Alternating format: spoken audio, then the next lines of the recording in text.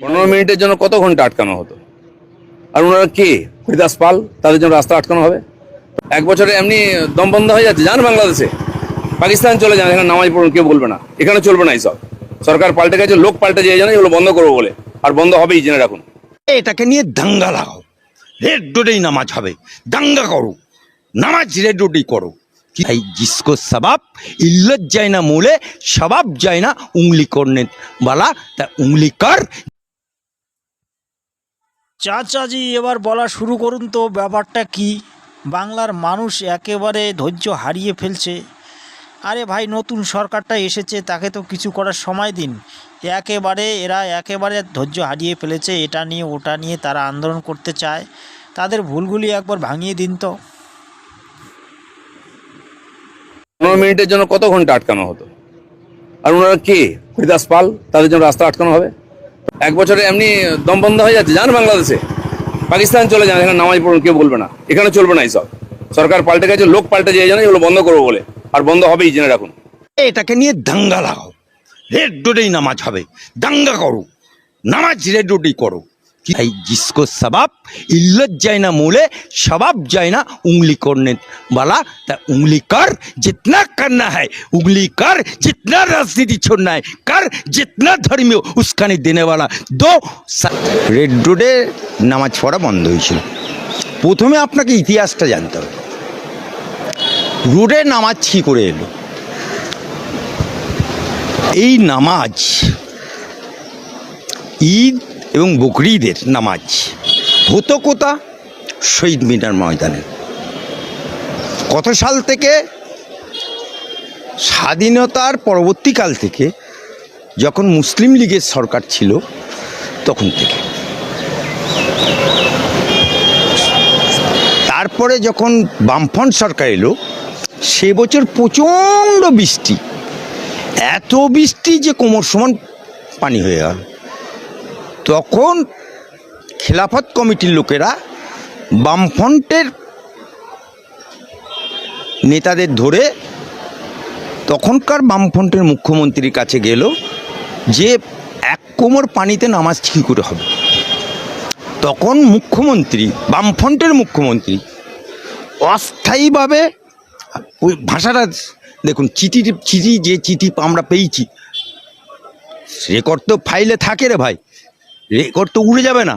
এই মমতা ব্যানার্জির চোরের ফাইল উড়ে যাবে? কোনোদিন উড়বে না। এই যে মহাকাল মন্দির উড়ে যাবে? উড়ে যাবে না। এই যে ওয়াকাপের সম্পত্তি ফিরাদ হাকিম বাড়ি করে আছে দিলকুশা রোডে, উড়ে যাবে? উড়ে যাবে না।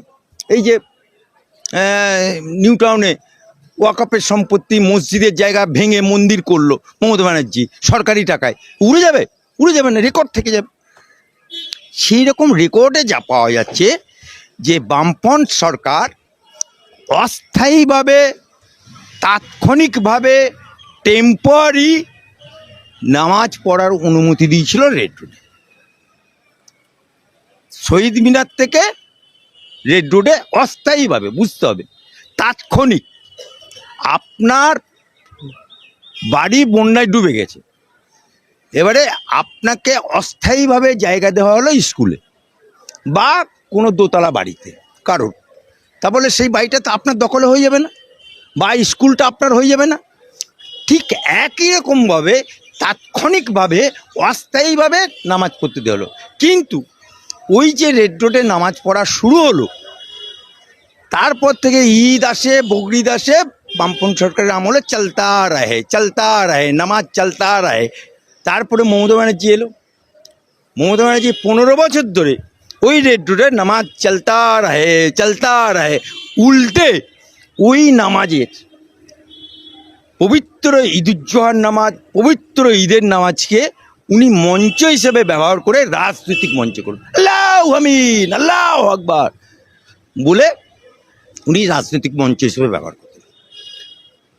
বর্তমানে সরকার, ভাজপা সরকার, শুভেন্দুর সরকার আসার পরে যখন নামাজটা বন্ধ হলো, তখন সিএমের কাছে আমি, অ্যাডভোকেট আলী আফজল চাঁদ, আরও কয়েকজন মুসলিম, রুজিনা রহমান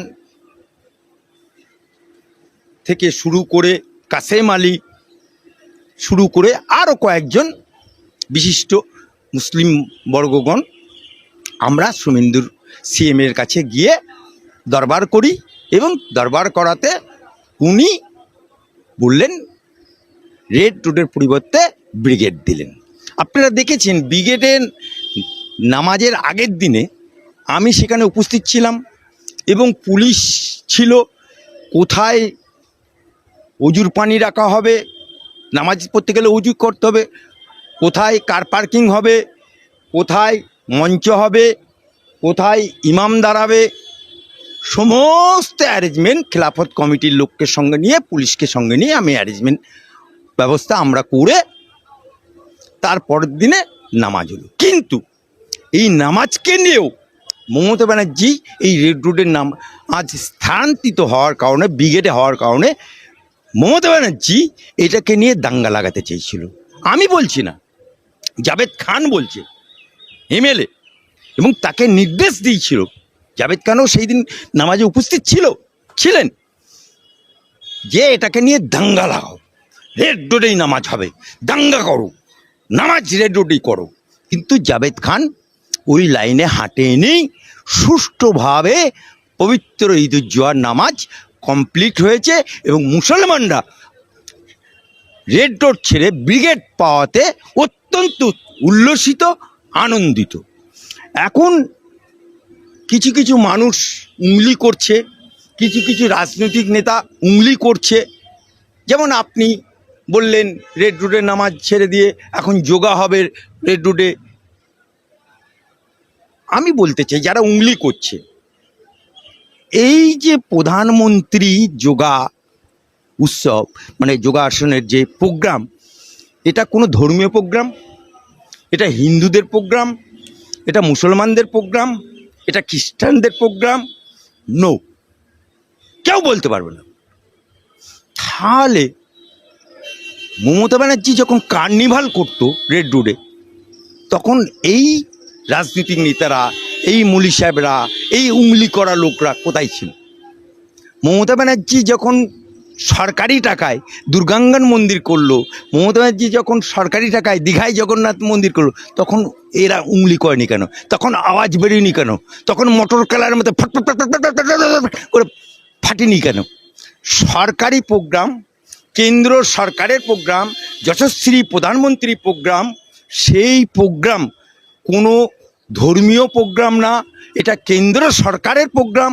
কেন্দ্র সরকারের প্রোগ্রাম, যশস্বী প্রধানমন্ত্রীর প্রোগ্রাম, ভারতবর্ষের যশস্বী প্রধানমন্ত্রীর প্রোগ্রাম, যেখানে খুশি কোই রোকনেওয়ালা নেই। কাল যদি বলে যে না এই প্রোগ্রামটা আমরা দমদম বিমানবন্দরে করব, বিমানবন্দর থাকবে, কিছু করার নেই, বিমানবন্দর থাকবে। বলে প্রোগ্রামটা আমরা হাইকোর্টের ছাতে করব, হবে, রোকনেওয়ালা কি আছে? এটা তো সরকারি প্রোগ্রাম, सरकारी प्रोग्राम, रुकने वाला क्या है? तो जो बोलने वाला बोलबे, उंगली करने वाला करबे, राजनीतिक धर्मीय आधारे নিয়ে আসার চেষ্টা করবে এবং এটাকে মুসলিম ধর্মান্তরিত করবে। যারা বলছে তাদেরকে বলতে চাই, আচ্ছা বলুন তো, যারা ফটার করছে, আচ্ছা বাংলাদেশ আমার পাশের, হাসিনাকে যখন তাড়িয়ে দিল ওই দেশের জনগণ, হাসিনা কোনো মুসলমান দেশে গেছে? অনেক মুসলমান দেশ আছে, ইরান থেকে শুরু করে বহুত মুসলমান দেশ আছে। একটা মুসলমান দেশ নেই রে বাবু, বহুত মুসলমান দেশ। কিন্তু কোনো মুসলমান দেশে না গিয়ে সে আশ্রয় নিল যেখানে 85% হিন্দুর বাস, যেখানে প্রধানমন্ত্রী নরেন্দ্র মোদী তার কাছে। প্রিয় দর্শক, আপনারা এতক্ষণ ধরে শুনলেন আফজাল চাচার মূল্যবান বক্তব্য। তিনি যে কথাগুলি বললেন সেই কথাগুলি যদি আপনারা একটুখানি বিবেকের সহিত দেখেন, তিনি কিন্তু বাস্তব কথা বলেছেন।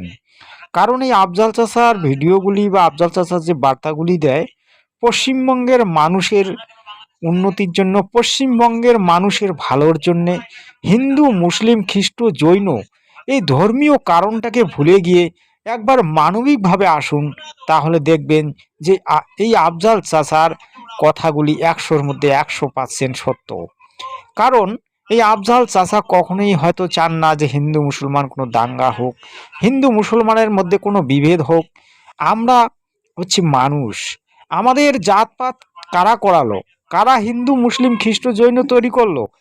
সমাজের কিছু বদমাশ বুদ্ধিজীবী লোক, তারা এগুলো তৈরি করেছে। ইসলাম কোনো ধর্ম নয়, সনাতন কোনো ধর্ম নয়, হিন্দু কোনো ধর্ম নয়, খ্রিস্টান কোনো ধর্ম নয়, জৈন কোনো ধর্ম নয়। ধর্ম হচ্ছে মানব ধর্ম, মানবিক ধর্ম। যে মানবিক ধর্মকে পালন করে তারাই হচ্ছে আসল মানুষ এবং তারাই আসল ধর্মকে পালন করে।